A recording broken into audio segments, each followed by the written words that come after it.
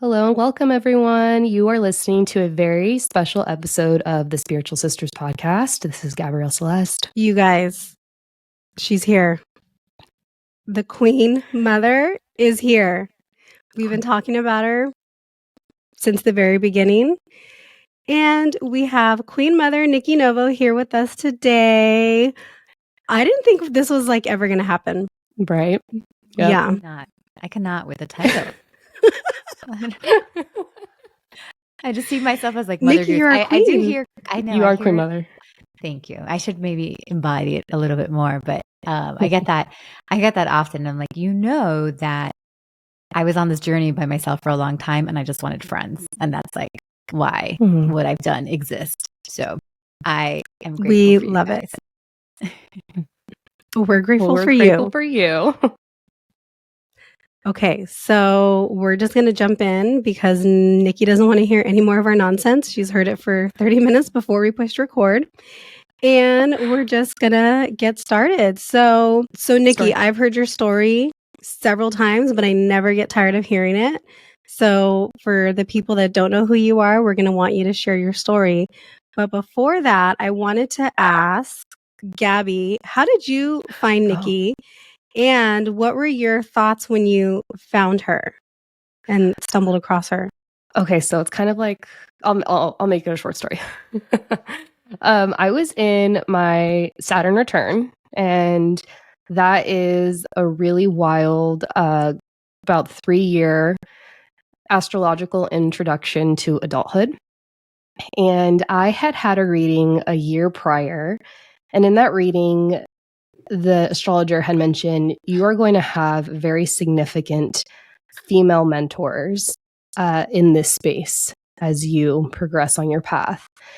And I had already started reading the charts, and I had noticed that there was a parallel between the energy that psychics were reading and what was going on in the sky. And basically, psychics are reading the energy of planets, planetary transits. So I had done a good amount of readings prior to the time. I was still learning, but at the beginning of 2022, this is how I find all my people are on the Almost 30 podcast. And I had listened to Nikki's episode, and I believe you may have been promoting Soul. It was Soul Teacher at the time. But as soon as I found you, they had mentioned you, I was like, this is exactly what I'm looking for, because I had always felt that there was a missing piece to me reading energy via my astrology sessions. And I was realizing at the time, I was like, wait, the planet, what I was seeing in the chart wasn't really telling me that. It was kind of my intuition. So I knew I needed to hone that skill set. And when I came across you and your work, it was exactly what I was looking for. And I stalked you, straight up. I was like, has she posted? She hasn't posted on Instagram in 3 days. I went through your website, your work, That is so Gabby-esque. I'm such a serial killer, in the making, with the skill sets that I have. You're in terms of stalker, sleuthing, yeah. But not that I would ever do that. So that was kind of that. And then I just signed up I was in cohort 6. So the second that the doors opened, I signed up, and the rest is history. Oh, makes me want to cry. I don't know why I was getting emotional. It's to be, to be you guys, to be considered a mentor to you guys is such an honor, because often you get to where you are, right? I'm here, but you kind of sometimes still feel like that little girl that that's playing with toys, even though you are at a certain place. So I do struggle with that, because I was just a girl, that I was raised Cuban, Catholic, went to Catholic school my whole life. Never was intuitive, or didn't think I was, never had any sort of experiences like that. God knows that I was, there was only one track for me, to be religious and go to Catholic school. I went to college, and it was so exciting for me, because I didn't go to a religious school for the first time. And I was like, give me the religion classes. I was the strange kid that freshman year, all my electives were world religion, or I was seeking so much more. I just knew that there was something more. And it started with me, with religion. I just thought that I didn't get the full story. I wanted to know more. I was just like this curious girl. And then ultimately, you know, I just like dabbled in it for a long time, just like learning more. But I became a fashion and beauty editor. I studied public relations. I lived in LA and I worked in the film industry. So I was like there was no signs of me like going down this path. Also, you know, I'm 41. So that I graduated from college in 2004. So, I mean, none of this was really as mainstream as it is, you know, it was really more like the weird psychic you go to see and like you do not want to become her, you know, that kind of thing. So I, you know, it wasn't really something I thought I was going to do, but like most people, I had my little spiritual awakening. And at the time, it felt very serious. I was dating this guy who I thought like my heart led me to this person. And I thought that I was supposed to marry this person. And out of nowhere, he breaks up with me. And I know now that I'm 41 and married for many years, I'm like, oh, that's so silly. But it was a big deal for me, you know, like I needed something more than just like my friends telling me that it was okay, or that like my mom telling me that like somebody else was going to come my way. I was like, I need to talk to God. Like somebody, please let me talk to God. So I was like, well, I've heard like there's these people with these superpowers. They're called psychics. And even though I wasn't allowed to see psychics growing up, I just felt like this was the time. And I had this one girlfriend who went to school with me also. And she was just like always like a little bit of a rebel. Her parents were a little bit like open-minded. And she's like the kind of friend that you're like probably like if you need like cocaine or like a Molly, you're like going to go to her, you know? You're like, she's your girl. This girl for sure knows somebody who can get us a Molly, you know? But I used it for something else. I was like, you for sure know this. You for sure know a psychic, right? And she's like, of course I know a psychic. So thank God for that friend.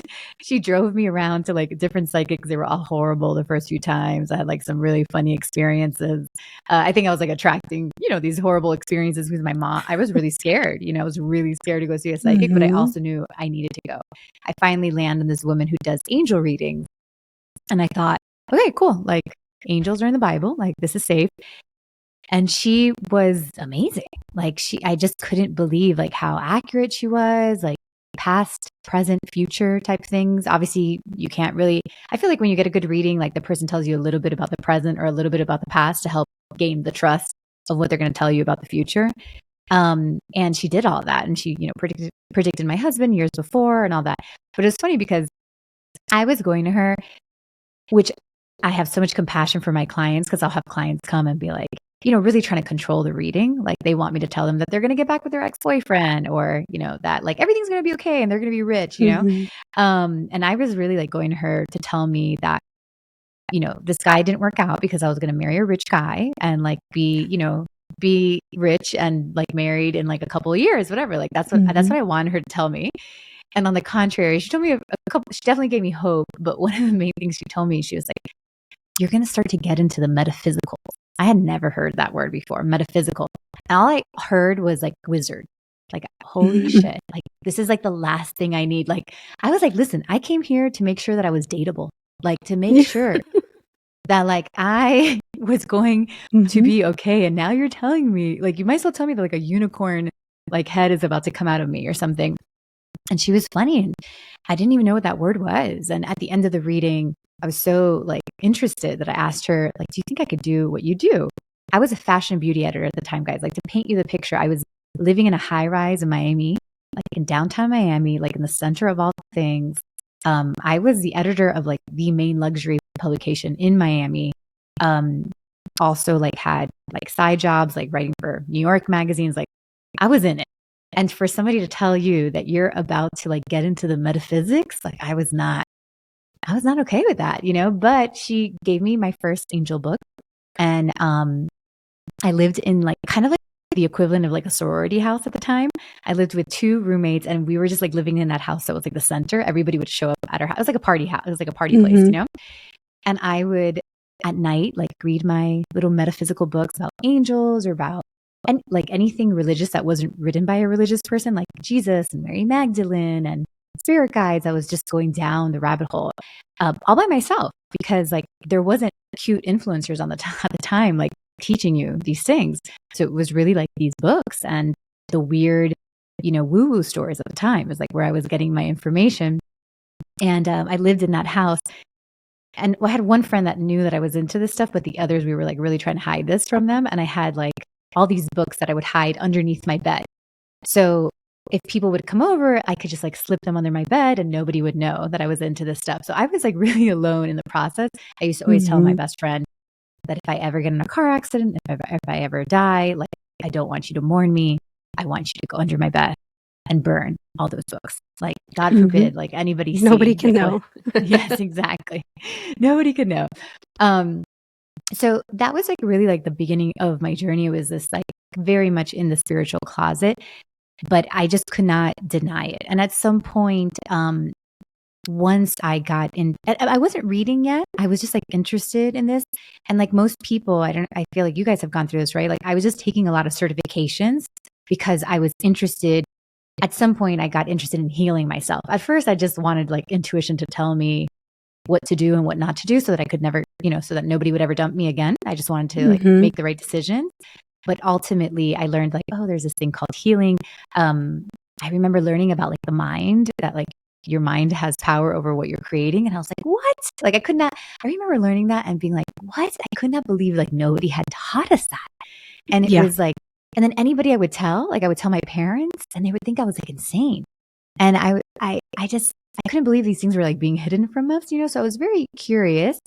And then ultimately my work, which I think happens to a lot of people when their purpose starts showing up, the current work that I was doing felt, not even that it felt like unfulfilling, but it felt like, what's the point?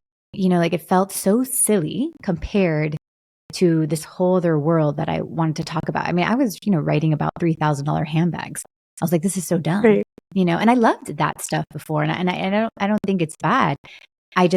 So that was scary when that started to happen because I worked really hard to be the editor. My last full-time job was like a job that everybody wanted. So it was really hard to leave that. But little by little, like the awakening started happening. And I remember kind of feeling like stuck, like, oh gosh, like in my same thing, Gabby, like in my Saturn return. And I kept knowing that like something else was calling me for work specifically. And I had these deck of cards and I would pull a card. And every time I would pull the card when I would ask about work, this card would come up and it was called mediumship. And I remember being like, fuck you. Like not doing it. Are you like wrong number? Who dis? Like for real? Because like that, like no way. Like my dad is a doctor. Like my mom is a science professor. My two brothers are doctors. Like no, like that's just the wrong girl. But it kept coming up, and actually got to the point that like I kind of needed the money because I needed to like, I needed to be able to validate like not being at this job. I had just gotten married. I needed to like have something to offer. So sure enough, I started doing, I started teaching like little workshops in Miami at first, kind of like life coaching, just things I was excited about. And through those workshops in Miami, then people started coming to me. And what happened when people would come to me one-on-one, I accidentally was doing readings. And that was like, so I accidentally, it's like you're like going to like hook up with a guy and all of a sudden like he sticks it in your butt and you're like, I don't want it in my butt. That's kind of like, I hate when that happens. I know, that's kind of what was happening. Like people were just coming for some life advice and all of a sudden they were like getting this like weird reading. And I was like, oh my gosh, this is a problem. Like I need to figure out like what's happening. I need to tell people what I'm doing.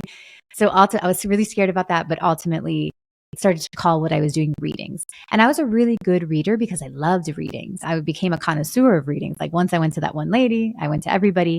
And, like if you love cake, you're probably going to be really good at making cake because you have a good taste for it. So I was like, man, if I could get like the best reading, what would it be? And I would sit in meditation and then the spirit guide would come to me and it was crazy, guys. It was so crazy. And it first started to show me how to read energy. And I was told to go to Reiki. So I took the Reiki certifications. And once I became attuned, then in my meditations, I started to see the chakras. That was like my first step. And then my spirit guide taught me how to read chakras in meditation.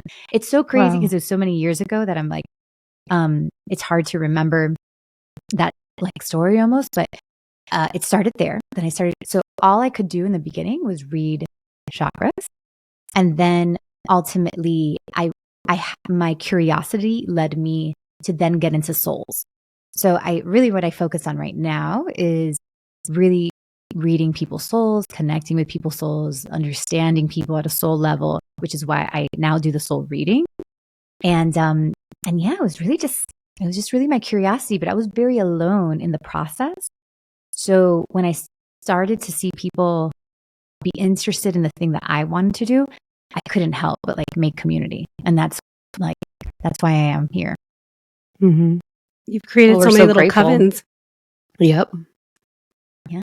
A few things as I'm listening to your story, because we're about the same age. So Gabby's the baby here, as usual. And the 3 cancers in the room. Oh my gosh, yes, the emotions. Someone's going to cry. Somebody's going to cry this episode. Well, my eyes already watered when Gabrielle was talking. So, I was the first. Nikki won. So I was thinking though, back in the day, there was kind of the psychics and the mediums, right? But it was very hokey. It wasn't something that was really taken seriously. And even now, I don't know how much it is taken seriously, maybe a little more so than it was, back in the early 2000s. You had, Sylvia Brown. I remember I used to love every time she was on Montel. And you're really dating yourself with a Montel. I know. I mean, you guys, I was like 5 years old watching Montel. Like I had no adult supervision. So it was like, it was them. And then there was like right prior to that, it was like Dionne Warwick, like 1-800-Psychics, right? So it was like very something that, Hispanic. If you're Hispanic, it was Walter. Walter. Yes. Yes. We talked about him before. Our dad loves him. Mm-hmm. And so it was like, there wasn't anywhere to turn to. And if you were interested in it, it was kind of like you said, oh my gosh, am I going to be that undateable girl who's into all of these like weird things? Like, what are people going to think about me? And now it's definitely becoming more mainstream. And I hate to use the word like trending, but I worry that it's like trending and that people are interested in it because of that and not because it's something that they're actually like being called to in an authentic way.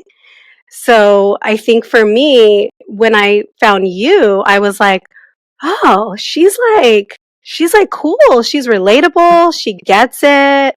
Gabby told me about your podcast, and I would just, one day, it was like a Saturday, I just was binging your episodes, and I was like, Gabby, who is she? I need to know everything about her. I didn't stalk you the way Gabby did, but I was binging your content. Welcome, by the way. Thank you. I was binging your content, and I was like, she is so like normal and cool and relatable, and you just want to like hang out with her and talk with her. Mm-hmm. And that I think was helpful for me in my journey, because I was just kind of having like another awakening. You were in it at the time. Yeah, I was so in it. Yeah. And for me, it was like, oh, okay, like I can do this and not feel like, I don't know, like a Sylvia Brown, like, right? It was just that different vibe. And I loved it. And that's what really helped me want to just like consume and be like, okay, like I can still be me. I don't have to turn into someone who's like super woo woo and nobody's gonna relate to me and people are gonna think that I'm that weird girl now. Like I can still be me and have this other version. And I think that I wouldn't have had that understanding had I not found you and really just like taken in all of your content. So thank you for being you. Oh, that's so sweet, guys. It's like if I ever have a bad day, just hang out with you guys. But I would say there's just something I wanted to talk about. I think that obviously this work has always existed. That we are not that original. I like to think that it is remembering. But to your point, it is definitely trending. But I think the repackaging of this work has been very helpful because it's really that we can thank the millennial, right? And I think there's some reason that the millennial, it's in their astrology, right? What is it? Is it like their Pluto and Scorpio? Yeah. So Pluto and Scorpio. I'm an elder millennial, but I think that same. It just needed to be repackaged.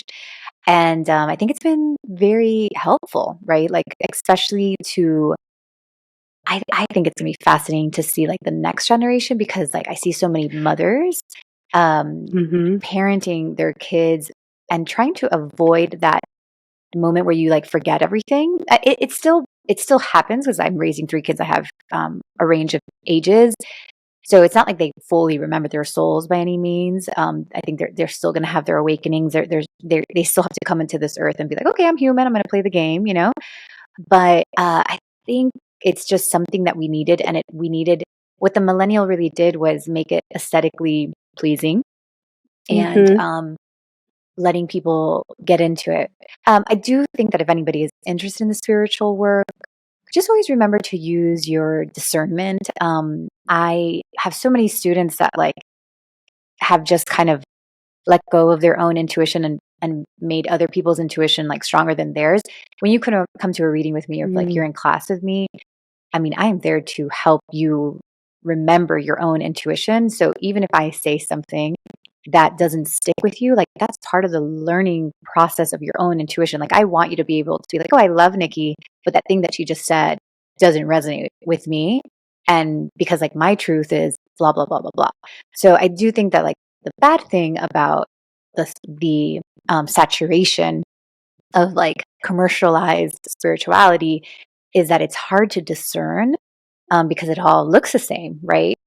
But that is why, again, I think intuition work should always kind of be like the first step into this world, because there's so much out there, and so much more than like when I started, Nichole. I don't know if like, you know, I didn't, there weren't like, I didn't know to go to YouTube and like go down some rabbit hole and get the information. I was really I don't reading even think books. So YouTube was like a thing back then, was it? it Like, definitely like was, because I was I don't blogging think in we had that. 2008. No, Oh, we did. No, it did, but so yeah, I think there just still needs to be some discernment, but it's great. It's important that we're doing that.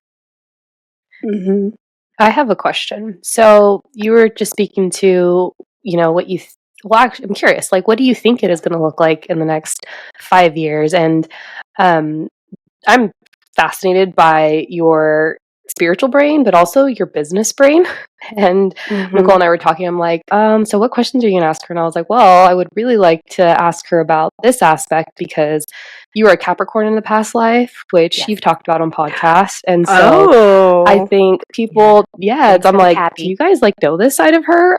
Yeah. I'm like, that business brain is very impressive. And I want to know, it's like, where do you see this industry going? What do you think it's going to look like? And where do you see your business and yourself in 5 years, if you don't mind me asking, if you're comfortable answering? Yeah, of course. I don't think of it. I don't think about it too much, but I do have some thoughts. I do come from a long line of entrepreneurs. So Cubans, like, there's just not big industry in Cuba, so pretty much like everybody gets by being entrepreneurs. So everybody in my lineage is, and my father is a doctor, but always had his own practice. So like when you have your own practice, you're also running your own business. So I kind of always thought I was like the black sheep, because I have doctors in my family. And I was like, what am I? And then here I am. So a lot of the things that I have done in my business has been automatic, because it's like just from many years of watching my dad practice, which was a great thing, but also a bad thing, because at some point, one of the things, my dad is definitely not as business minded as I am. Um, so like what I was doing my work, I was at a place that I was like doing a lot of readings back to back, back to back, because that's what my dad would do. He would just see a bunch of clients back to back, back to back, a bunch of patients. And when I don't know, when he wanted to like increase his salary, he would just see more patients. So that's kind of what I was doing. And actually, it's funny, my program Soul Reading Method was kind of born of that, because I was like, I want to go to the next level. But so I'm doing what my dad does, and that wasn't working. Had a conversation with my dad and kind of felt like I got a little bit of some clarity. And then I was just like, okay, I'm ready to like surpass him and see like whatever is next. And that's when my clients started to ask me to teach them. So that's when I started to get into group work and like all that changed. So I don't know. It's just wanted to share that. Where is the space going? I feel that readings are becoming almost like a natural part of a person's like self-care kit. So I think similar to, I think back in the day, it's like you just went to go see a doctor. That was pretty much like who was there when it came to like your wellness, your health care. And I think, and now we see obviously like when the millennials specifically, right? Like in their wellness kit, there's like a therapist, there's a chiropractor, there's an acupuncturist, there's a masseuse. Like they have, that generation has learned that there is like a mind, body, soul connection. And I think intuitives are part of that. Very much. Like, I mean, I have tons of clients that are Wall Street guys, you know? I have like doctors, I have tech people, like I have like tech CEOs, all that kind of stuff. So I love like my finance guys because I'm usually on their calendar quarterly, which is so funny to me. Like they're just like, it's our quarterly meeting. Like, what do you got for me? Yeah. Oh, wow. It's so cool. So I think that we are just becoming part of that. I think we can look to we can look to therapy a little bit to see kind of what's happening. Therapies, we got to be careful because in the therapy industry, as you can see, we're a little different than therapists, obviously, because we're not working off like patterns as much. But as you can see, therapy is getting like eaten up by like these really big companies and paying therapists like slaves. It's really ridiculous. You know, the therapist is making like $100 or $80 if they're working under somebody, which is so dumb. They're making less than that, I think. Yeah, like the It's newbies bad. are making like $50. I mean, it's horrible. Yeah. So we kind of like we need to like be aware of that. It's already happening. Like if you go on Instagram, you'll be like there'll be these like apps trying to and I get it because what happens with intuitives, doctors, therapists, like all these like healthcare professionals, basically, if you want to call it that. And I saw this happen with my dad, and I think that's probably why I became such a good business person. Is that if you are not unfortunately, when you graduate and become as an intuitive, right? Like you get your intuitive certification, you're good at doing readings, you realize that like talent is not the only thing. And that like you have to know how to get those clients. If not, you're stuck going under somebody else's bigger umbrella, which is what happens to therapists, right? There's tons of therapists that they're like, I don't know how to run my business. That's why they say like even doctors. My dad lost a huge business at a point because he didn't go to business school. He was a really good doctor, but he didn't go to business school. So he was either going to have to work under somebody or like learn how to run his business and probably even step away from seeing clients to run his business. So that's the tricky thing about our world. And I think it's not just for intuitives, it's for all people in that care. So I think what's going to happen, and I think it's going to happen because like some of us just want to work under somebody. So there's going to be kind of like this split, so similar to the medical field. There are still some doctors who are not owned by a larger practice. They're called, I forget what they call it. My sister-in-law is owned by one, and my brother too. They're like owned by these bigger practices. My brother's is Dr. Rand, but like basically they have to kind of come together to run the business.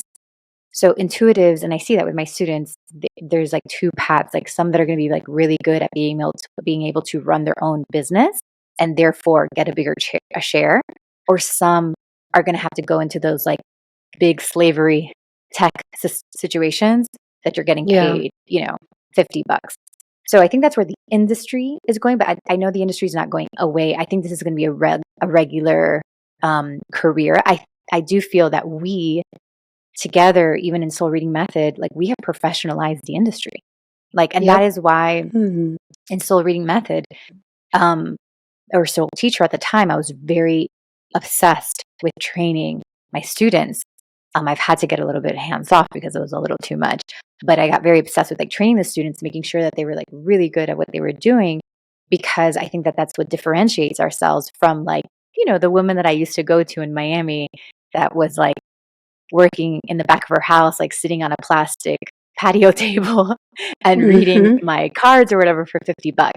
Like she was talented, but she didn't even know where she was getting the information. Like, am I getting this like from my grandmother who passed? Am I getting this from a bad being? Am I getting this from a spirit guide?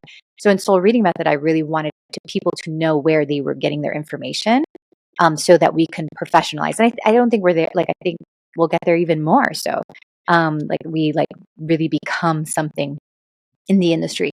People are always using us, even like really big people, really big. Like you said, the government has remote viewers and all that. Mm-hmm. I mean, there's so much. Like I always say, like I want to be a remote viewer, guys. Like I want. That'd be My cool. husband's so It's so tough. yeah.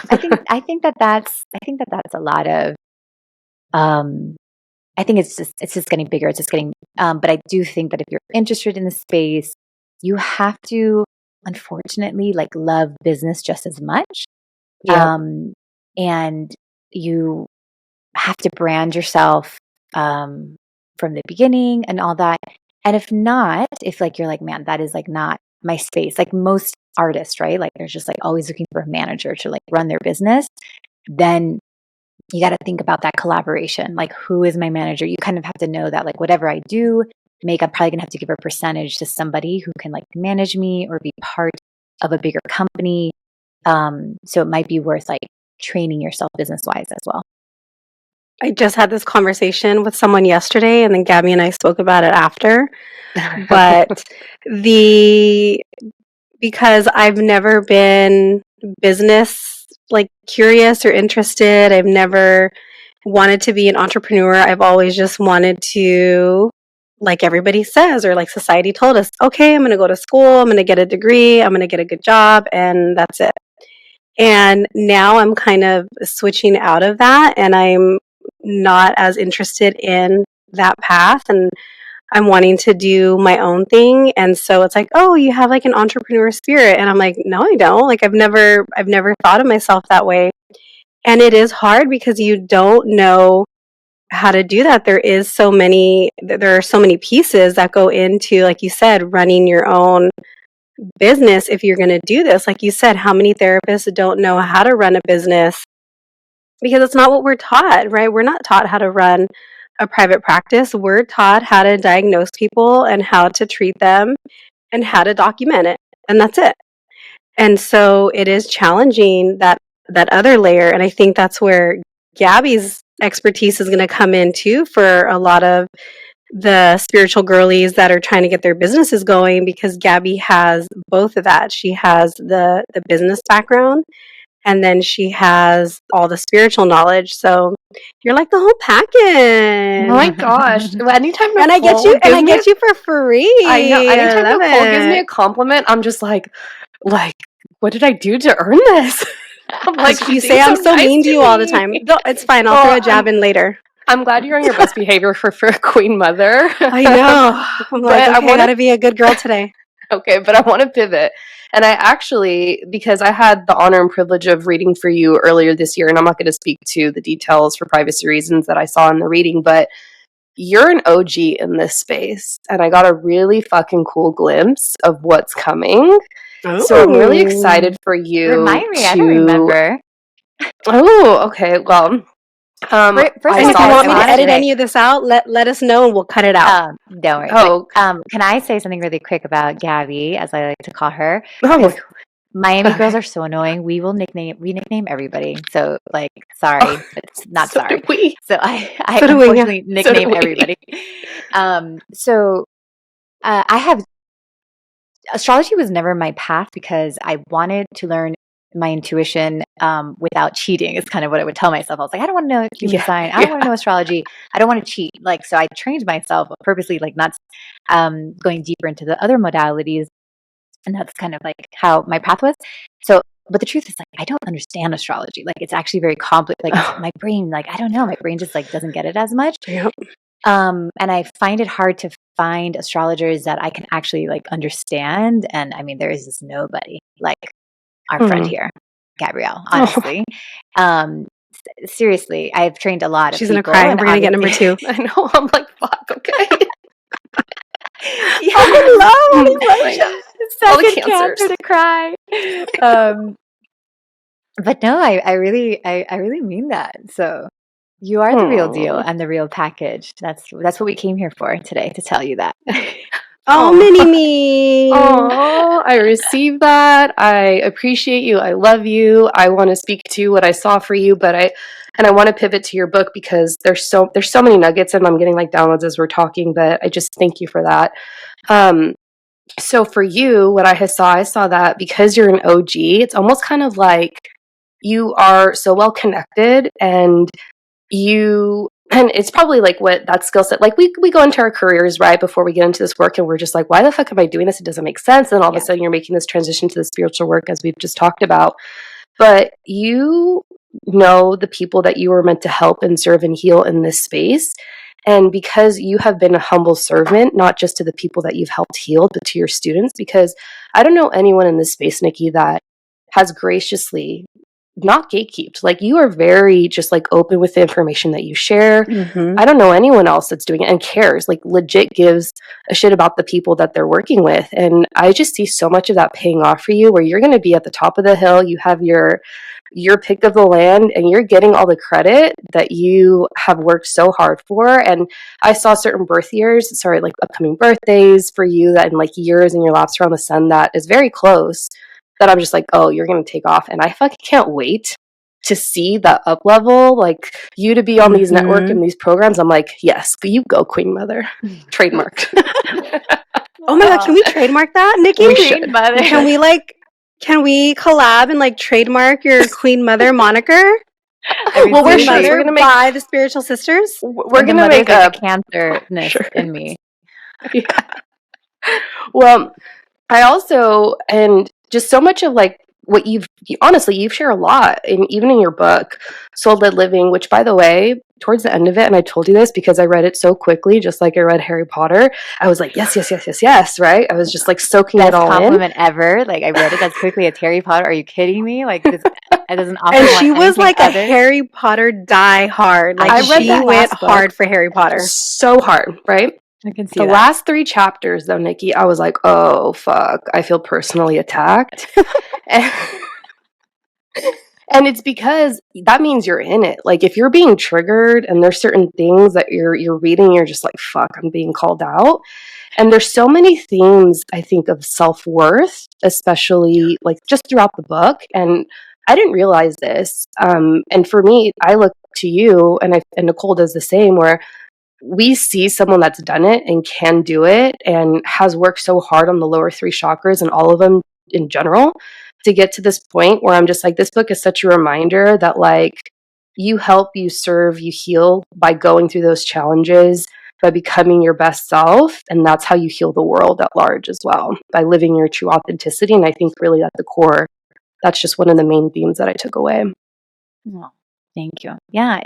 It's, you get into the work, of course, to, you really do get into the work to like help people. I mean, I listen, I could have been a freaking nurse or something, like, and life could have been a little bit easier, but you get into the work to help people.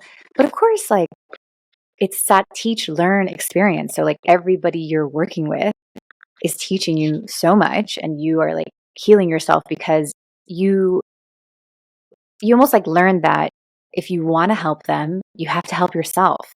So I've been guided by wanting to be able to support people, even if it's like my kids or whatever. And that means that like I have to be a more healed, worthy version of myself. So it's like all the challenges come and that's why too, Gabrielle, I would say, and Nichole, like when we're talking about business, you need one thing to be like in business, it's curiosity. It's like the more curious you are, like, oh, how does this work? How does this work? I wonder if this could work. Like that's all you need in business, really, honestly. And the second thing is like, who gives a shit about all the strategies if you are not, even like if you're working your personal finance or if you're working on dating, like who cares about all the strategies, all the apps, if you are not like really truly in your own experience and trying to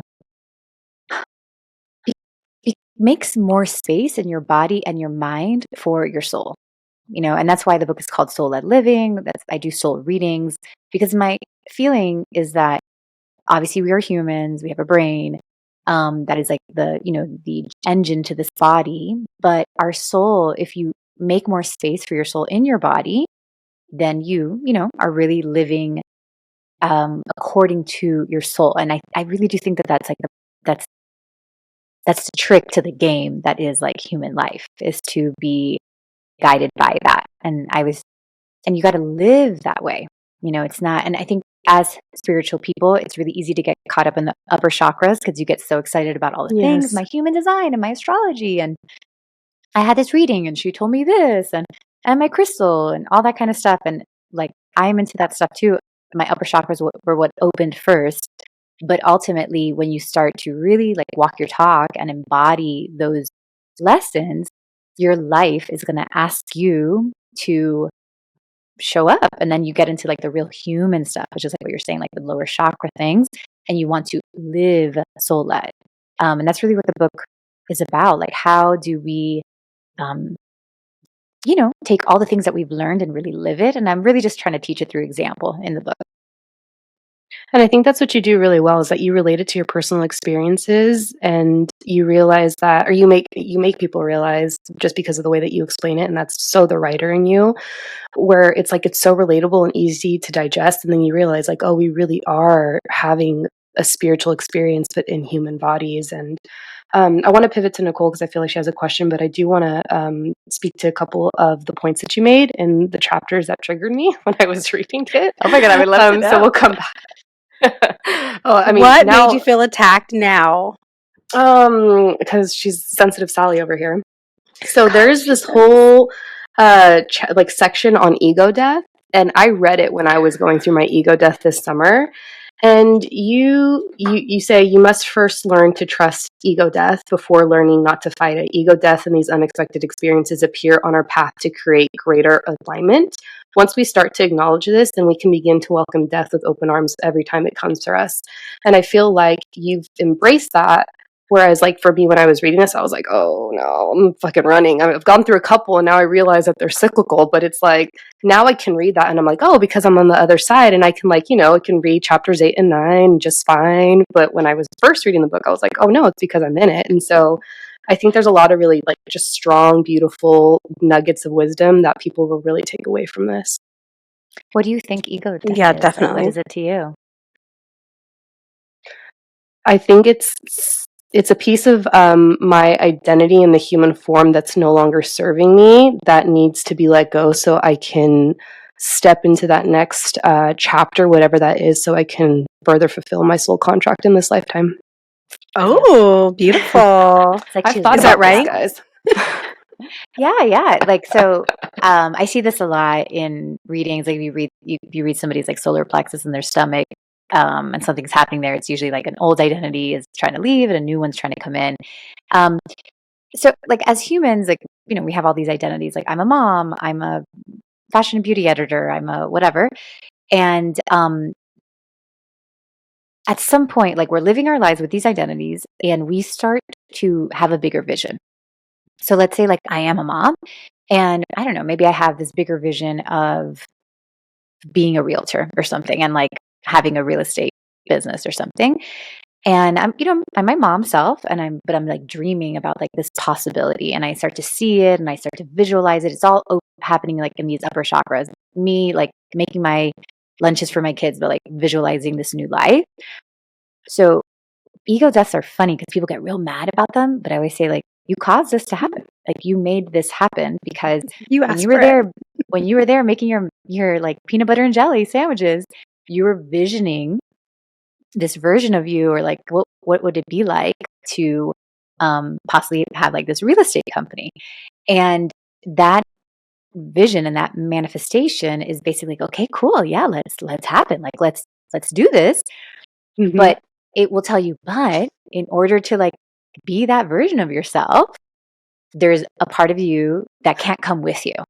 Like, these thoughts of like who you think you are, or like who you're showing up with, like just can't come with you down this journey. So like it causes you to die. And you guys are dying right now, laughing. Nichole's dying right now. I feel personally attacked right now. She's attacked because she's in it. A minute, yeah. Yeah. And it's, Nichole, it's like, it's your greater vision and like your dreams and your wishes that are causing this. So I'll give you like a kind of a physical representation of this.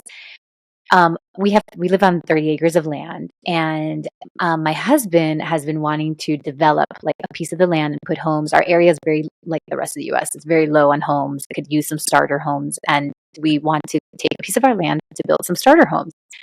And but I'm very attached to the land, so my husband knows better than to like start putting things on the land without asking me. And he's like, "Where do you want this? Where should we put these homes?" And I'm like, "I don't know." Like he's like, "You're the intuitive, like, just like do what you do." And I'm like, "Okay." And I close my eyes and I see, and I want this to happen, guys. Like I do. I want to. I love my business, but I love business in general, and I love working with my husband. We've worked together before. We've had a break for the last few years, and we are looking forward to doing this project. And actually, Gabrielle told me in one of my, you guys are going to make money like with homes, which we like have always done well with real estate.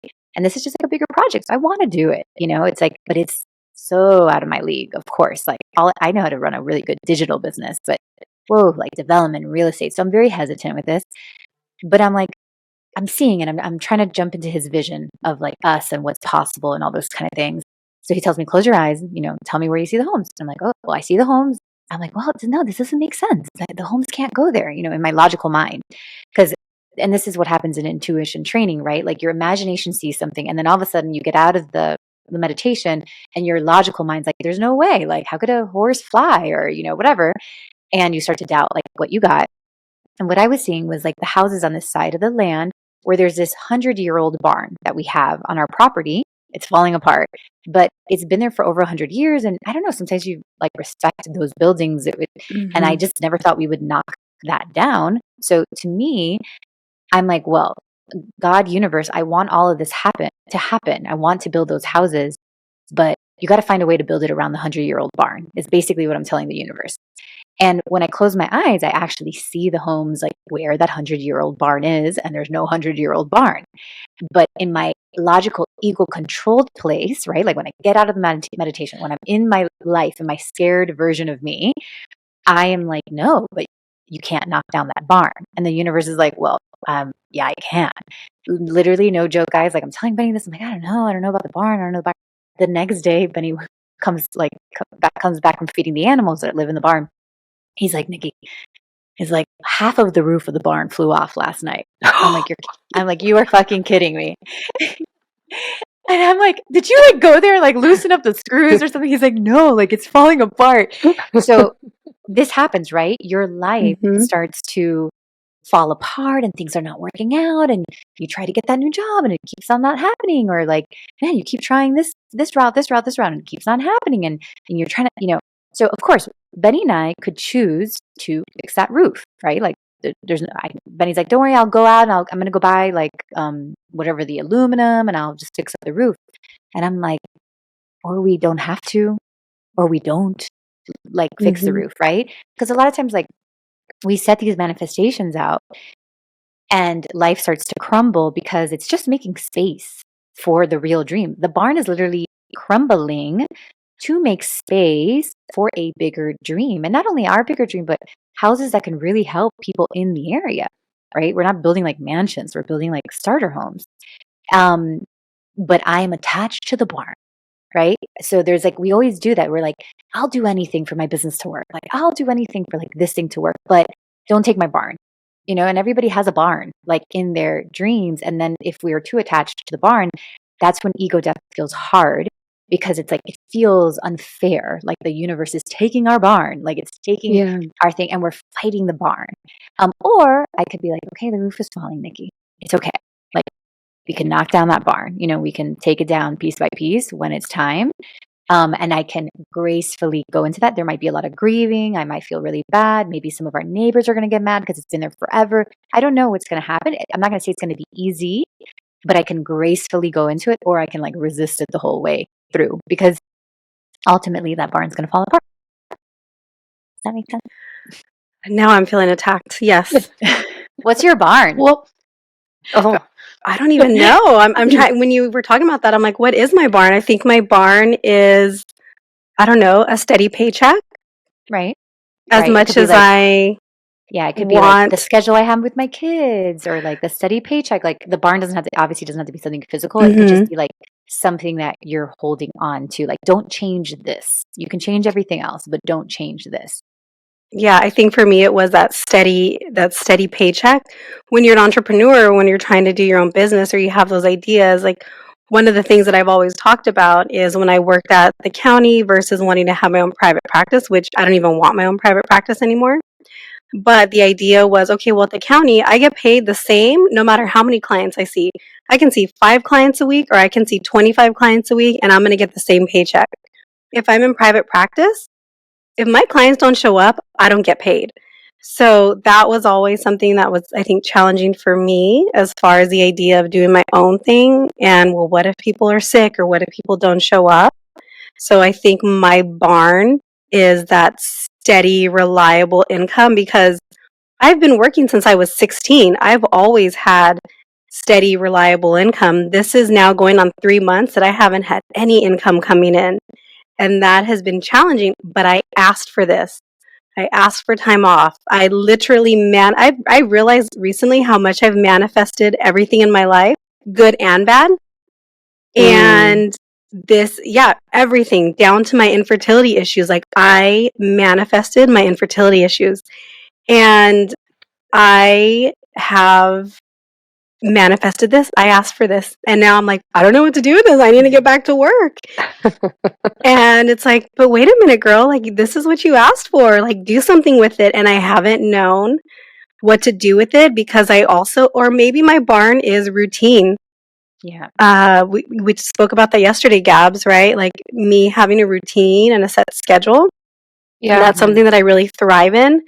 And that's something that while I haven't been working, I don't have a routine, right? I do whatever I want all day, every day. And then it's like, oh shit, I got to go pick up my son. It's 4 o'clock. Like, what did I do all day? So I think there's also something too that's coming to me as you two are speaking. So I'm single, no children. You guys are married with children. And I don't great think show. what people realize I don't think what people realize is like, or at least in this, maybe, we have a lot of spiritual girlies that listen to this podcast, but I almost wonder how many of them realize like how much once they open the door to this work and they do the healing from themselves, especially on a spiritual level. And I feel like, Nikki, you have this down. Nikki, my sister, I think we talked about this yesterday, where you're now, because you're actively raising your vibration and you're doing the internal work, you're taking your partners and your children on this journey. And so it's almost kind of like they got to catch up so that your manifestations can come forth in this 3D form. And the beauty of that, I'm like, it's challenging, but the beauty of that is like you become stronger as well, as stronger manifester, stronger psychic, stronger leader, as you're kind of bringing your people into this circle because they're seeing what their potential is and how to live their true authenticity as well. My son has become so curious about the soul and heaven and the afterlife. And I'm like, where is this coming from? And my husband will just look at me when he asks me questions about, and like, what do we do in heaven? And are we going to see each other? And like, and so he's asking me, like, well, we go to school in heaven and we learn. And he's like, huh. And he's so curious all of a sudden. And part of it scares me because I'm like, why is he asking all of these questions about death and heaven and the afterlife as an 8-year-old? And then the other part of me is also very like open and like kind of excited that maybe he's gonna always be this way. And because it's very different being a mom, I notice a difference when you're on a spiritual path versus when you're not. And I was listening to, I think it was an episode, Nikki, that you did with the Balance Blonde recently. And That you was a were good talking, episode. yeah.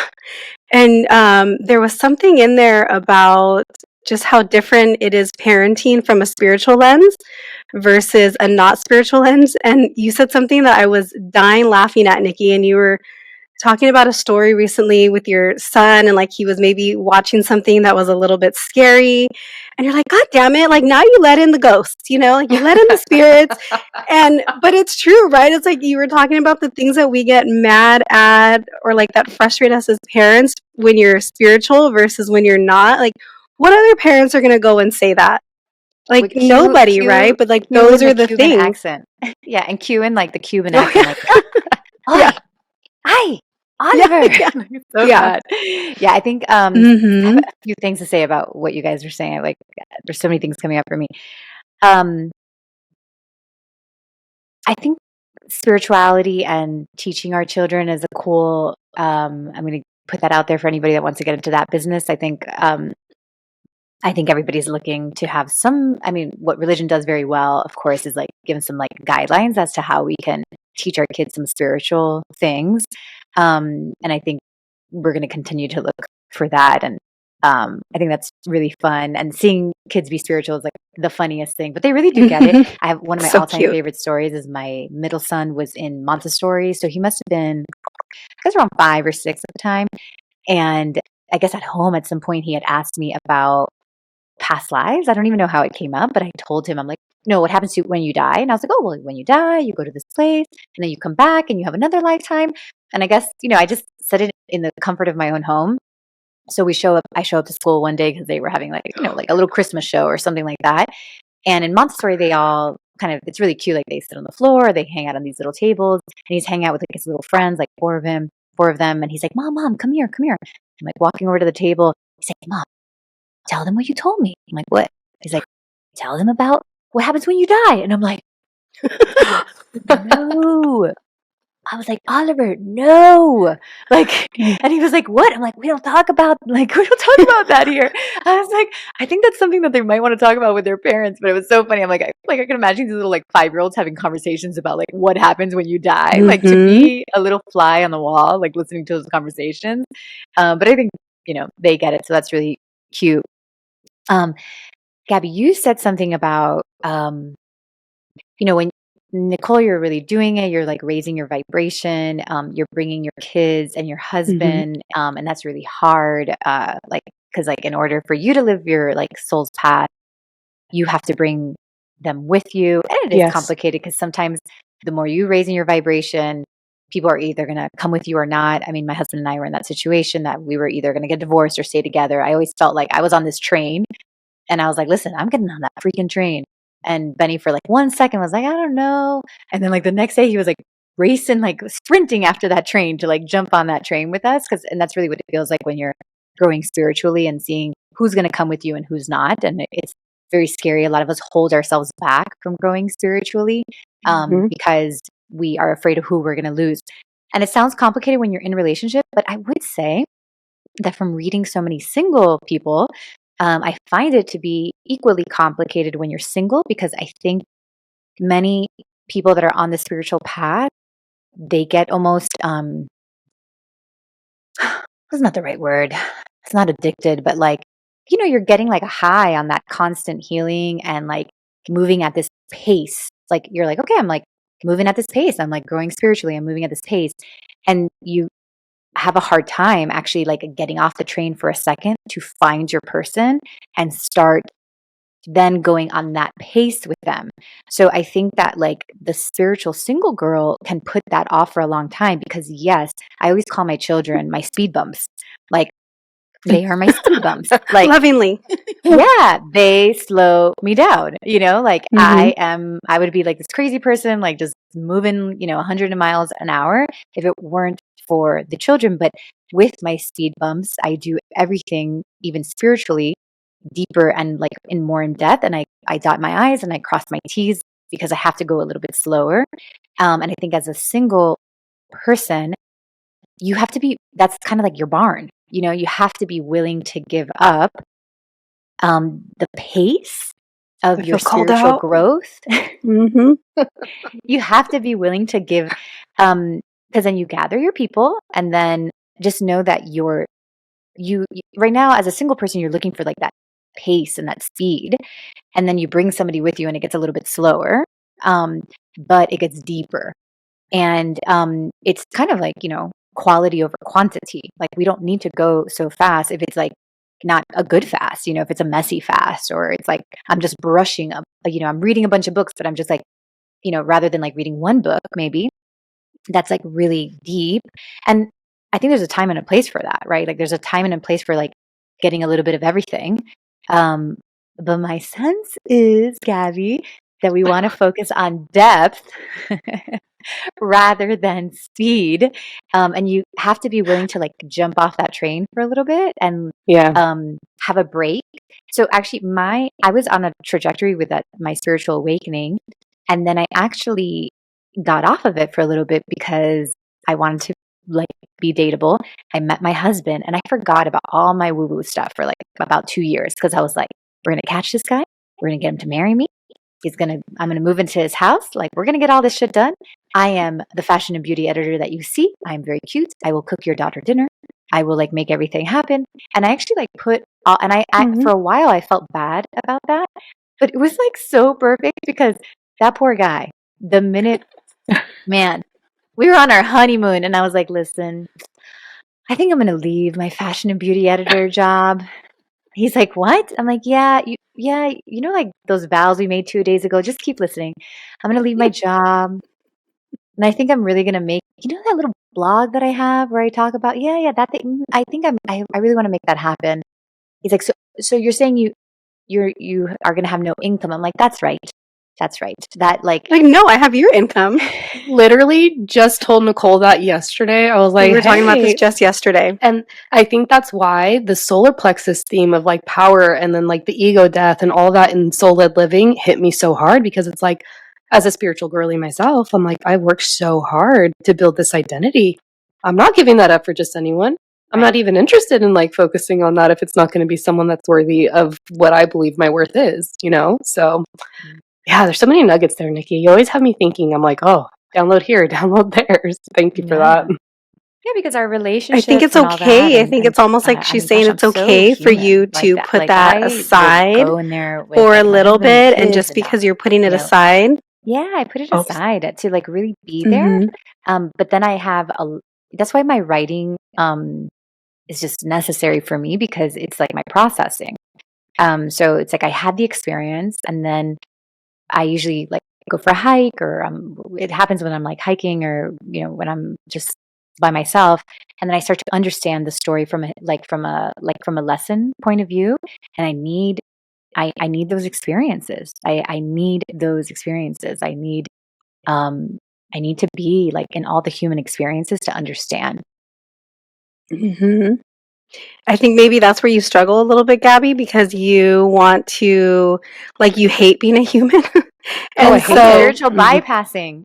Oh, I know. I'm in my upper 4 all the time. So I'm like, and I know, Nikki, you had said that you're like, you know, I'm a trained psychic. I was like, girl, I seen your birth chart. You're a natural psychic. And usually natural psychics will develop their upper 4 before they develop the lower 3 chakras.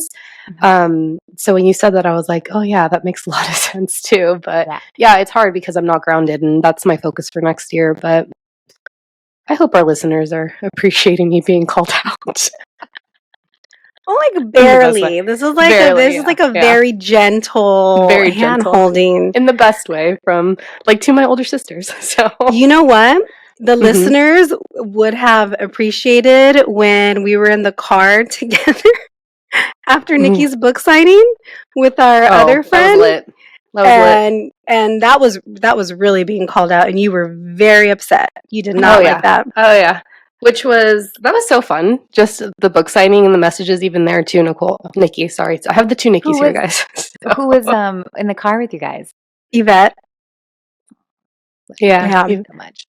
And we met up with all our LA girlies there too. I felt very special to have gotten to see you. Well, I mean, 3 times this year. 2 times saw you in March, and then in October, and this counts as 1 in my book. So. Yeah, and so I don't have really much that I wanted to speak to directly about the book, because if you remember, Nikki, I had Nichole, hold up your butt. Tell me what those tabs are about. Tell me what those tabs are about. It was just pages that I really liked and that I wanted to go back to. So with the book, I took it with us on an overnight trip, and I left it in the hotel. And I had to call the hotel to ask them to mail it back to me because I was so upset. So anyways, I got it back and I was able to finish it. in our WhatsApp group from our coven, when I did soul reading, one of the girls sent us a picture and her book was eaten up by her dog. And I Oh think my she God. said it was the third book of yours that she had to purchase because something kept happening to her book. And she's like, oh my gosh, and this is the third one. And my dog just like chewed it up. And like, now I need to get another. So No, I wonder what that means. Jeez. I know. I I was don't thinking know. that. I was like, Her what does that dog was like, mean? nope. But yeah, I had so many little. Maybe it's like telling her, just live. Like, don't read anymore. Just live. Like, don't worry about it. Like, just go. Our YouTube listeners, you guys have to check out Nicole's book. Like literally, there's like 20 plus tabs. I love it. Yeah, that's like right. Right. So Don't weird. everybody's books look like this? No, is it No, just I like to me? keep mine pristine. I have my little message here that Nikki wrote, which is for me, but you see, Aw. yeah. What did I write? Oh, It's okay. so hard. Those book I'll signings are so hard, guys. The weirdest thing happens. I forget everybody's names. It's like the Oh. worst. Like, I forget everybody's name. Like, even like my close friends, I forget how people like how to spell it because I don't know. It's so strange. I'm in this like zone. I don't remember like what I write or anything. It's probably a skill I need to get better at. Like, I'm guessing it's still new for me, but it's Yeah. like, so I don't even remember what I wrote. Do you But feel yeah, it's I don't because even know what she wrote in yours, Gabs. are you? I'll share. Yeah, I'll share it right now. Is it because you think you're in your upper four chakras, Nikki? Like, is it just kind of like such an out of body experience? Because that sounds so intriguing to me. Yes, I think what I'm dealing with the most right now is accepting like all the success that I have. So I think that when I go to the book signing, so my Miami book signing was insane. I had people waiting in line for 2 hours Oh wow, outside the door That's of so this cool. really big bookstore You go, called Books Queen and Mother. Thank you. And Books and Books was like when I was in my spiritual, we like used to hang out there. I lived like that house that I told you that was kind of like a sorority house, like with walking distance to this place. It's a very famous bookstore. And yeah, I guess I've been dreaming for a long time about where I am, like where, like kind of here, this place that I'm at. And because I've been like constantly like working towards the next level, the next level, the next level for so long, I think I'm realizing how much I do not stop to be like, you are here, and this is good. Like, you should be proud of yourself. You did this. It's kind of like when somebody compliments you and you don't take the compliment. I think that that's what I'm dealing with. yeah. Like almost, I'm having a hard time receiving it, accepting it. So I guess those book signing experiences, actually my whole LA trip, I was like out of my body and I realized that I was really like missing, my husband keeps me very grounded and I was like really realizing that I needed that. But I think, yeah, speaking this out is very helpful. Thank you guys. I'm guessing I just, perhaps the next time I do one of those things, if I just do a good job of being like, this is real, like you did do this. And that I could probably be more present because I do, I'm present, I'm there, but perhaps I'm almost like watching myself, kind of like you said, like I'm out of my body, like watching myself rather than being in my body. Yeah. Like a surreal kind of experience. But I Because feel you're like there's working also to a sense of something so long. appreciation for that too, because like you are like seeing it from the outside, you're just like, oh my gosh, like I fucking did it, and Right. that's bringing up a lot for me for solar plexus for me personally because I'm like, yeah, that's something I don't do is like accepting a compliment. I think it's an ancestral thing, especially being Latinas as well and inner child stuff. So for me anyway, but that was I coming think up. sometimes like when you, I don't know, like almost like if you stop to accept what is good here in this moment, even though you have like other things that you're working on, I think there's a part of us that thinks like, well, what got me here was uh, my humility or my curiosity, like my ability to keep going and to go to the next thing and like always wanting the next thing. That I think that like that I personally am almost like, well, if I stop to accept this, then I'm going to lose the part of myself that created this. But as that saying goes, like you can't really like where you're going. You can't kind of like, what is it like? You can't keep doing the same things, you know? Mhm. So it's just hard because when you get to another level, sometimes the thing that got you to that level, like can't go to the next level with you. And you're like being asked to like Oh. let go of all these tools that like really worked really well for you. Um, and then the tools like humility. It's just something that's really worked very well for me, right? Like, because when I first started this work, I was definitely in that fashion. I was in that fashion and beauty world. I had a podcast. I mean, excuse me, I had a blog, and I was really kind of like, I just want to take pictures of me. Like, I went through that stage of like that influencer, like let's take pictures, whatever. And then really quick, I was like, this shit's not working. Like, Nikki, like you really like got to go into your heart and like, you know, like really get serious about like what you're being called to do. So I did. I really went into my heart. That's what, you know, that's what's created everything that I have. And I think the heart can get you really far, especially when your solar plexus is not built out. So like when you're scared, when you're nervous, you're like, okay, yeah, like I don't feel good enough, or I have imposter syndrome or all that kind of stuff. But I can just like sit in my heart and like a lot can happen. I can almost like jump over the solar plexus a little bit. Yeah. And I feel like I did that for a long time and it gave me what I had. But it's like now I have to go back down to like do the solar plexus to match the heart, which is kind of weird. Because you know, you're like, well, if I just come from my heart, everything should be okay. But the solar plexus is right before the heart, so the energy can't really flow. Isn't it hard being a Cancer? I'm just like, gosh, Cancer work. Because I'm like, being a Cancer zodiac don't help the situation either. Wait, I have a question. I have like 2 questions before we probably have to let you go, Nikki. We could probably keep you here for 3 hours. But what are your big 3? Yeah. You're gonna have to say the question again because you got cut off. Yeah. Oh, what are your big 3? Oh, I got cut off completely. Okay. So I was saying I have a couple questions that I want to ask before we let you go. Otherwise, we'll keep you here for hours because we could talk to you and pick your brain for hours. We don't know how to shut the fuck up either. So, what are your big 3? So we know you're a Cancer sun. Yes, I'm a Cancer, Leo. So I'm a Cancer sun, a Cancer, right? No, moon, Gabrielle? Yeah, Rising. and then a rising Leo. So thank God for that Leo. Yeah. Like, seriously, thank God for that Leo. Okay. It's not easy. Yeah. No. And then my other question was, so I still want to hear what you wrote in Gabby's book, but you were saying that the book signings get hard. And I was wondering, how do you decide like what you're going to write in everybody's book? Because it's not like you can write the same thing in everybody's book, right? Like you want to keep it You definitely could. unique. I've seen authors write the same thing over and over again. But I have such a problem with like customization. Yeah. And I think it doesn't feel personal. I know all my people. Like, yeah.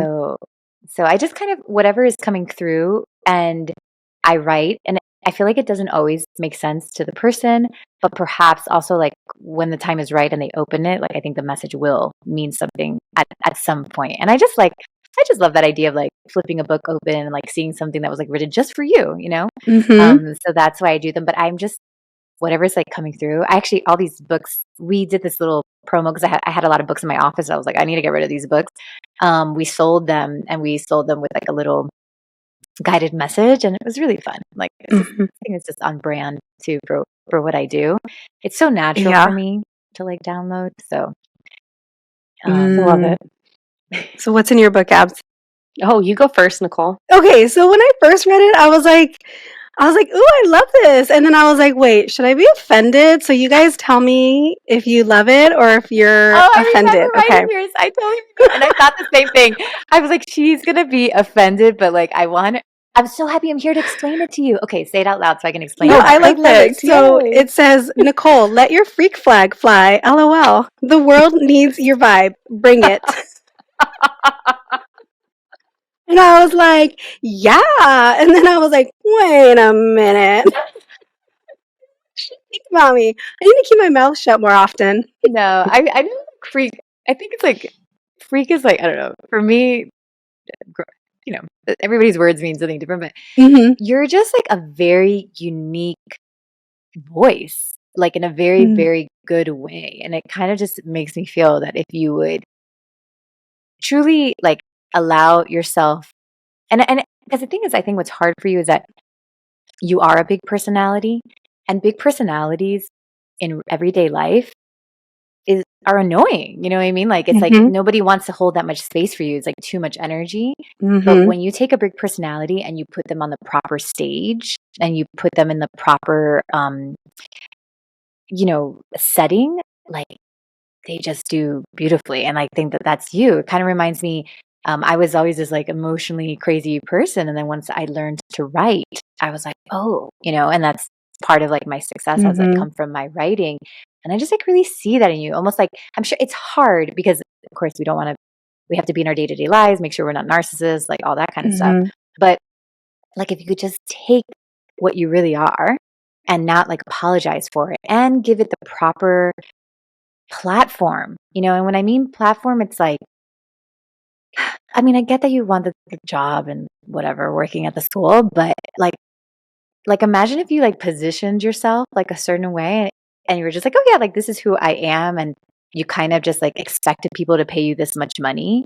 Like that would work very well, but it's almost like you're not giving yourself like um the little platform, the little like pedestal that is needed for that like freakiness, which like that to me, that freakiness is just like Mhm. your unique, um I can't, it's like your unique My voice, vibe. and yeah, your Yeah. Mhm. vibe.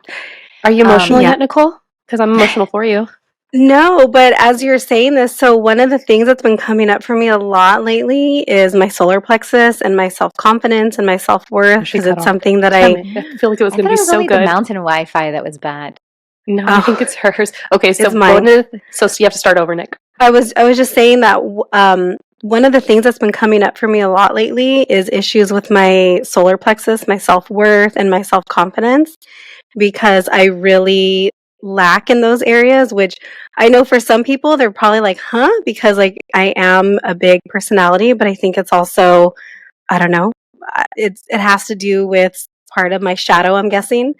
And I was talking to Elizabeth last night because I love how Elizabeth shows up on stories all the time, and I just love her, and I love Oh, We listening love to her. her. I Yeah, know well, we that's, love yeah. her. oh, I haven't seen her Um, on stories. I got to follow her. yeah, Mhm. she's so good in stories. She's always posting something. So we met in a soul reading. She slid into my DMs, and it was the best. Yeah, it was the best slide I've ever had, and we got her from it. I loved it. So, but I was telling her how much I enjoy her stories and how she shows up. And I told her I'm really struggling with that. I really struggle with showing up on stories. And she's like, oh, but you're so good at making reels. I'm like, but that's different. That's like, that's something else. When it's me, I think people don't care about what I have to say. I think people are like, shut up. We don't want to hear you. We don't care what you're doing today. We don't care what you're speaking about. And so I'm really trying to work through that because I struggle so much with it right now. We need to go to like a cancer, like, what do you call this? Called like support groups or something. Because this is like the only shit that cancers. This is like, We need to make one. yeah, we need like a cancer support group. So I went through that Mm. myself. Still struggle with it. And what I was like taught and reminded was it's like your mind is so crazy. Like it makes no sense. I had to remind myself that whoever's on my story is like choosing to open my story. Mm. So obviously they Mhm. want to see me, whether they're making fun of me or like whatever, chances are they are not. But for whatever reason, they are interested in me. Like they just opened up my story. Like you're not forcing anybody to hear you say like what you're saying. So Mm. I know it's a weird thing, especially stories. Stories are like people that are really into you because they're like a very small part of like who's following you, and they're interested in you Mm-hmm. for whatever reason. And it's kind of, I think that brings us to like, why am I interesting? Why do people find me interesting? And you might have to find a little bit of that explanation for yourself. Like I don't know, I have good vibes and like I'm kind of funny and like I'm entertaining or I'm inspiring, like whatever that may be. And Mm. and that can help a little bit there. And you can also just use more of your heart too. But then you can end up in my problem where you like bypass the solar plexus and then you have to go back down the stairs. Yeah. But yeah, I mean, We people can't that do are on your that. stories is like they actually want to see you. Isn't that weird?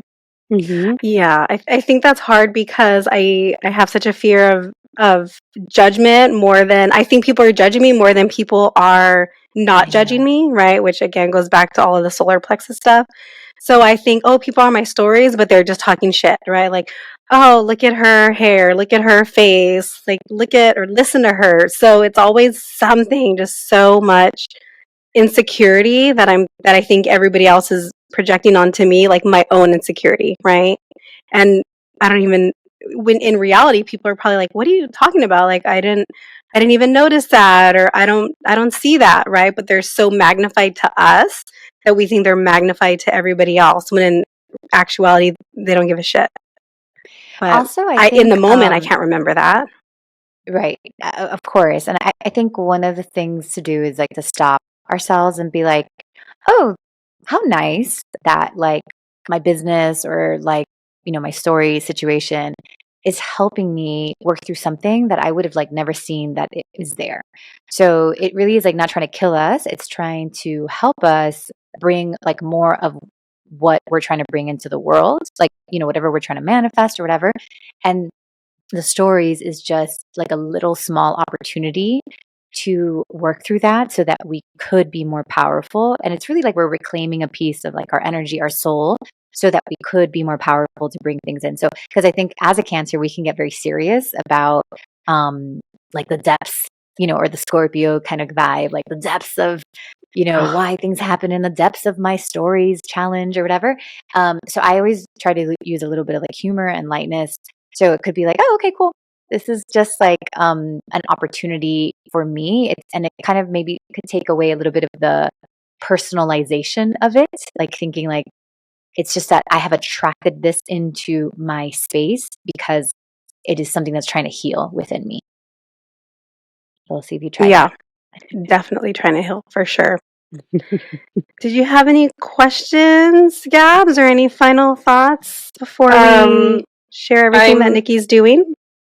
Yeah, I'm just so grateful to have had you on. I literally said at the signing, I was like, we didn't feel like a big enough podcast to have you on. You're just like, I'll come on that right now. And literally all the girls that we were with, I looked, I was like, did you guys hear that? Like, our you guys heard that, right? shocked. Like, she said that. We're like, we have witnesses. You can't take it back now. And all it's the just girlies like, heard it. I'm like, it's extreme gratitude because to have your mentors that you look up to as like OGs, like Nikki, like we're gonna make shirts that just have something like OG Queen Mother, something like that for our promos. But like you are an OG in this space. So to have you as our teacher, as a mentor, to come on our podcast, like endless gratitude. On our little baby podcast. And well, for our listeners out there interested in Nikki's work, I'm going to come back. Oh my God, like you're welcome to come back like anytime. When you guys are like super big and I have to like be like, hey, you owe me a favor. Can I come on your show? Like we are. That's how it's going to be. I'm like, I wish. Let's put that out there. Yeah, that tour you're having. I really want to be on your tour, guys. Give me a spot. It's yours. No question asked. But yeah, your programs, your work, and I'm not just saying this, you guys, it changed my life. My life, what it looked like last August to what it looks like now, like I'm professionally reading, different. Like there's no very different. And it's because of your teachings, your messaging, your heart-led work, and we just love you. We're just grateful. So thank you for coming on. Everyone, guys, go sign up for her soul reading method program. It's going to change your life. Use our affiliate links, please. Yes, that's what I was going to say. If you guys have a link, please use it. Mm-hmm. And Nikki, can you just give a quick overview of what the soul reading method program looks like for people who are interested? We know some girlies that obviously have done it. We know some that are interested in it, but for other people that maybe don't know as much, what can they expect from your program that you have open right now? Soul reading method is like the witch camp, sorority, the wizard club that like you've always wanted in your life. It's real life. Mm-hmm. Wizard school, but with like a sorority twist, I feel like, in a way to it. So it's 3 months, and it is mentorship with me through, and at the end, like what we're all working towards is being able to do a soul reading, which is what I do. my readings sell out in minutes. And it's because of like this method that I have. It's called the soul reading method.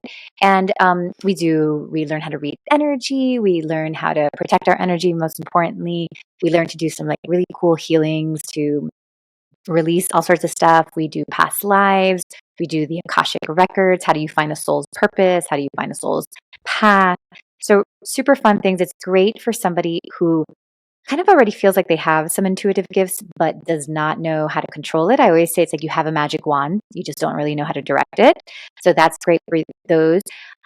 I got into spiritual work, like not knowing that it was ever going to be my work. So a lot of people are like, oh, but do I need to do this for business? I think most of our students like have no intention of that. And some are called, some are not towards the end. It's more just like if you are being called to learn more about your own soul. And also if you're going through a spiritual awakening alone. Like I said a few times, like I went through my process alone a lot. It took me a long time to come out of the spiritual closet. These people that are in the group, mainly women, are totally normal, average people, mothers, professionals. Like we just have from all over the world, which is like the coolest part. And, you can practice your spirituality and your intuition on your own. But when we do it in group, we get like all that validation that we need, which is actually what makes you confident in doing the work. So it's like you can practice on your own with your cards and all that kind of stuff. But most of the time you think you're making it up. Like we will validate you or tweak what you're doing, right? Might be a little off and we will like tweak that. So I am the main teacher, but I also bring our graduates. And I believe, Gabby, you're coming? I'm going to be hosting the 2024 workshop, or co-hosting, sorry, on the 20th. So that's in a couple weeks, and this will air in time for that. So I'm super excited to do that because it's predictions, and that's the thing. I didn't even know like that predictions were, I guess, my thing until I did the program. So it's really reassuring. Yeah. And some of the girls that I've met, like, I'm going to be riding with them for life because it really is a lonely path. And Nikki, I have no idea how you did that. Like we always talk about, I'm like, how did she go down this road by herself? Because it's so lonely. So it's just further applaud and, recognition to you. So everyone sign up, check out the program. It should be live for enrollment now. And then Nikki, your podcast is coming back when? You're so excited. It is.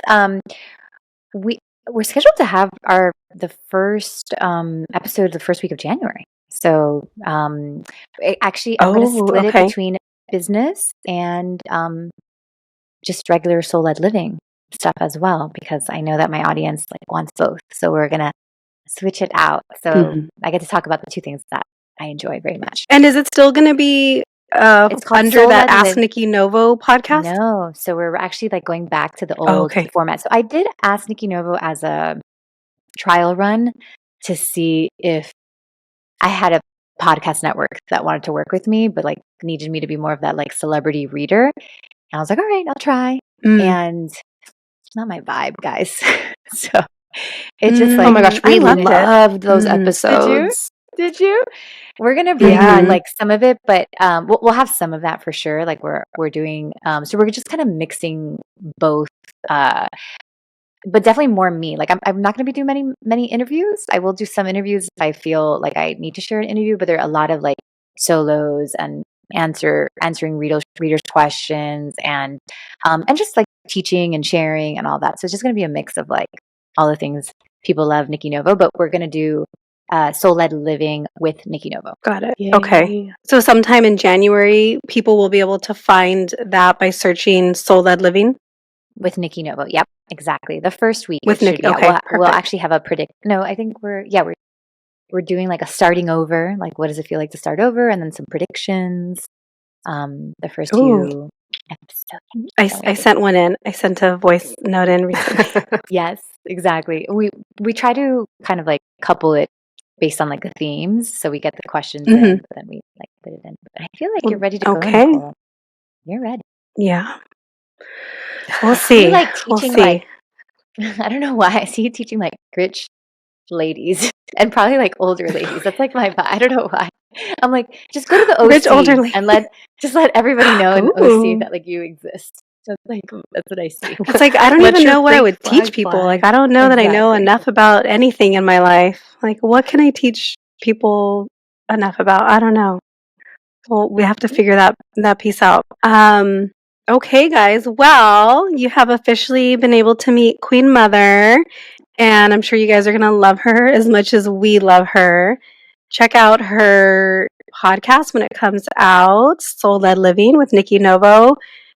Check out her book. We will include the links also for her book. I know one of our podcast friends already purchased one of the books because I recommended it and she loves it. So we will include the link for that. And we will include the link for Nikki's soul reading method program. Nikki, when is the last day to sign up? That's such a good question. I think it's January 2nd. Oh, okay. So you guys have time. It's fine. You don't need to buy Christmas presents. You can DM me or even like any of the ladies because they have their own links. And there's payment plans and all the things, and we do our best to make it affordable and all that. So Yeah, it's so reach out worth if you have it. any You won't questions. regret it.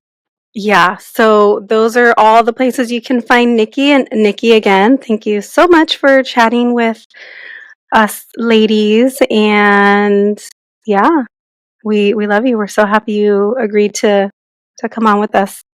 Love you guys too. And I got so much out of this. So thank you so much. I feel like I need to journal after this episode. Oh, we should all love journal. Okay, guys, we will see you next time. Bye. Bye.